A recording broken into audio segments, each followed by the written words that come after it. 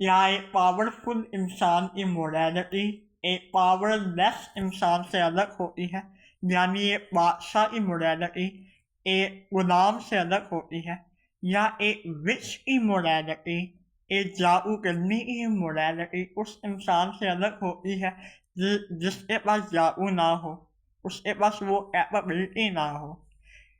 ये मैं इसलिए कह रहा हूँ क्योंकि यूमी ने वेंटे प्राइज इस चैप्टर 3 में जब ईवा उशिरोमिया को विच की पावर मिलती है, जादू करने की पावर मिलती है, गोल्डन विच पावर इसको कहते हैं, तो वो इस पावर का बहुत ही मिसयूज करती है।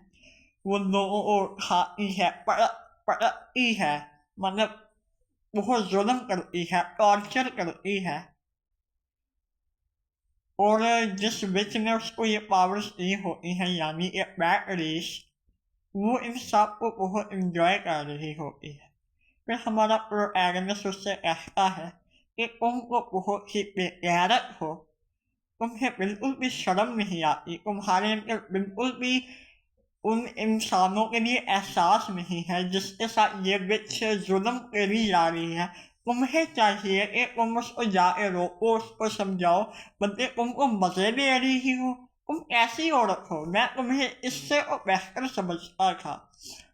तो बैटरीज भी इस बात को बड़ा दिल पे लेती है, लेकिन सोचने वाली बात यह है कि जो बैटलर है वो हमारी तरह एक आम इंसान है, उसके पास ये पावर्स नहीं है, वो एक विच नहीं है।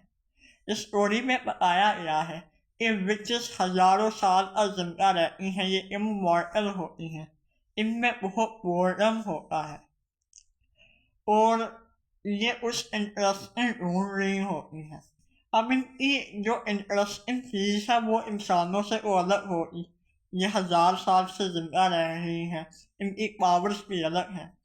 तो या इनका ये सब कुछ करके बंदे दोबारा जिंदा कर देना, या इनका अपनी पावर्स को इस्तेमाल करना वाकई ही एक इंसान की मोरालिटी से कंपेरेबल किया भी जा सकता है, या इनकी मोरालिटी एक इंसान की मोरालिटी से अलग नहीं होगी, क्योंकि दोनों के पास मुख्तलिफ अख्तियारात हैं। ऐसे ही क्या एक बादशाह की मोरालिटी एक गरीब इंसान से अलग नहीं होगी, इन दोनों के पास भी मुख्तलिफ अख्तियारात हैं। आप क्या सोचते हैं इस बारे में, ज़रूर बताइएगा।